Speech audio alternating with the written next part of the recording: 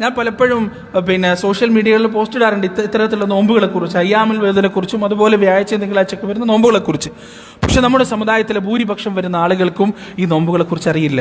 13 എല്ലാ അറബി മാസവും 13, 14, 15 സുന്നത്ത് നോമ്പാണ്, അഫ്ദലാക്കപ്പെട്ട നോമ്പാണത്. റസൂലുള്ളാഹി സ്വല്ലല്ലാഹു അലൈഹി വസല്ലം യാത്രയിൽ പോലും എടുത്ത നോമ്പുകളാണത്. ആ നോമ്പുകൾ നമ്മുടെ ഉമ്മത്തിന് അറിയില്ല. പക്ഷേ ഈ ഷാബാൻ പകുതിയായി കഴിഞ്ഞാൽ ബറാത്തിന്റെ നോമ്പ് നമ്മുടെ നാട്ടുകാർക്കറിയാം, നമ്മുടെ ഉമ്മത്തിനറിയാം. പ്രിയപ്പെട്ടവരെ, ഒരു കാര്യം ഞാൻ നിങ്ങളോട് ഉറപ്പിച്ചു പറയാം. ബറാഅത്തിന്റെ നോമ്പെന്ന് പറയുന്നത് റസൂലുള്ളാഹി സ്വല്ലല്ലാഹു അലൈഹി വസല്ലം എടുത്തിട്ടില്ല, റസൂലുള്ളാഹിന്റെ സഹാബത്തും എടുത്തിട്ടില്ല. അങ്ങനെ ഒരു നോമ്പില്ല. പക്ഷേ അതേ ദിവസം വേറെ നോമ്പുണ്ട്. എന്താണ്? അയ്യാമുൽ ബീദിന്റെ നോമ്പുണ്ട്.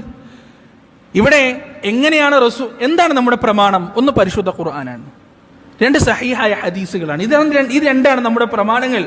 ഈ പരിശുദ്ധ ഖുർആനിൽ ഒന്നും ഒഴിവാക്കാനില്ല. ആ ഖുർആൻ പറയുന്നതെല്ലാം അച്ചട്ടാണ്, ഇതിനപ്പുറത്തും ഇപ്പുറത്തുമില്ല. പക്ഷേ ഹദീസുകളുടെ വിഷയം എത്തുമ്പോൾ ഹദീസിൽ പല കാറ്റഗറികളുമുണ്ട്.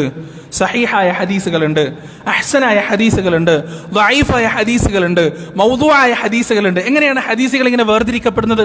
ശരിക്കും നമ്മൾ മനസ്സിലാക്കുന്നത്, ഒരു കാലഘട്ടത്തിൽ ബത്തക്ക കച്ചവടക്കാരൻ ഓന്റെ ബത്തക്ക വിറ്റ് തീർക്കാനുള്ള ഹദീസുകൾ ഉണ്ടാക്കിയിരുന്നു. ഈത്തപ്പഴ കച്ചവടക്കാരൻ ഓന്റെ ഈത്തപ്പഴം വിറ്റ് തീർക്കാനുള്ള ഹദീസുകൾ ഉണ്ടാക്കിയിരുന്നു. അങ്ങനെ ഓരോരുത്തർക്ക് തോന്നുന്നത് പോലെയുള്ള ഹദീസുകൾ ഇങ്ങനെ അടിച്ചുവിടാൻ ഇരുന്ന ഇരിപ്പിൽ 10, 15 ഹദീസൊക്കെ ഉണ്ടാക്കിയ ആളുകളുണ്ട്. ആ ഹദീസുകൾ, കള്ള ഹദീസുകൾ വേർതിരിക്കാൻ വേണ്ടിയാണ് മഹാനായ ഇമാം ബുഖാരി റഹിമഹുല്ലാഹ്, മുസ്ലിം റഹിമഹുല്ലാഹ്, അതുപോലെ വലിയ വലിയ പണ്ഡിതന്മാർ ഇറങ്ങിത്തിരിച്ചത്.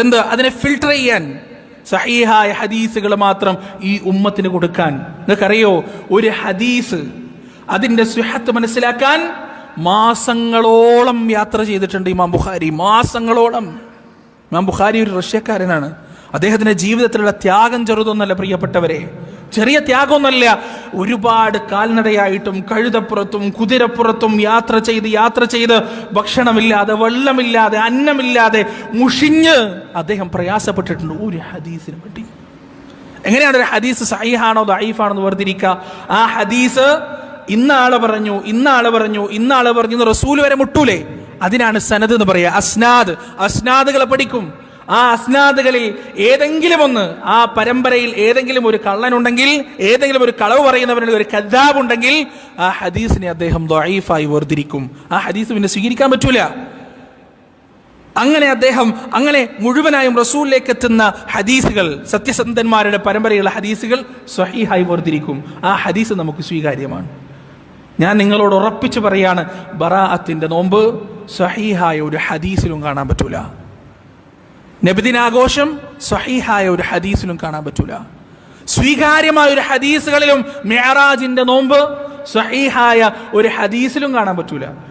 പിന്നെ സാധാരണ പറയും സലഫികൾക്ക് നോമ്പില്ല, തറാവി 15 റക്അത്തായിട്ട് ചുരുക്കി, എല്ലാം ചുരുക്കലാണ്, വെട്ടിച്ചുരുക്കലാണ്. പ്രിയപ്പെട്ടവരെ, ശരിക്ക് സുന്നത്ത് പിന്തുടരലാണെങ്കിൽ ഒരു മാസം 11 നോമ്പ് ഒരാൾക്ക് കിട്ടും. 11 നോമ്പ് എങ്ങനെ കിട്ടുക? എല്ലാ ആഴ്ചയും 2 നോമ്പുണ്ട്, തിങ്കളാഴ്ചയും വ്യാഴാഴ്ചയും. അങ്ങനെ എത്ര നോമ്പായി? 8 നോമ്പ്. അങ്ങനെ വന്നില്ലേ? 3 നോമ്പ് വേറെ അയ്യാമുൽ ബീദിന്റെ ഉണ്ട്. ഇത് ചിലപ്പോൾ തമ്മിൽ ഓവർലാപ്പ് ആവും. ഓവർലാപ്പ് ആയിട്ടില്ലെങ്കിൽ വേർട്ട് വരികയാണെങ്കിൽ 11 നോമ്പ് ഒരാൾക്ക് ഒരു മാസം കിട്ടും. ആ നോമ്പുള്ളതാണ്, സഹിഹായ ഹദീസിലൂടെ സ്ഥിരപ്പെട്ടു വന്നതാണ്. ആ നോമ്പെടുക്കാൻ നമ്മുടെ ആളുകൾക്ക് നേരമില്ല. പിന്നെ ഈ മെഹറാജിന്റെ നോമ്പ് വന്നാലോ, ബറാത്തിന്റെ നോമ്പ് വന്നാലോ, അങ്ങനെയുള്ള നോമ്പുകൾ വരുമ്പോൾ ആളുകൾക്ക് ആവേശം കയറാണ്. എന്നിട്ട് പിന്നെ വാട്സപ്പിലൂടെ മെസ്സേജ് അയക്കലും ഫേസ്ബുക്കിൽ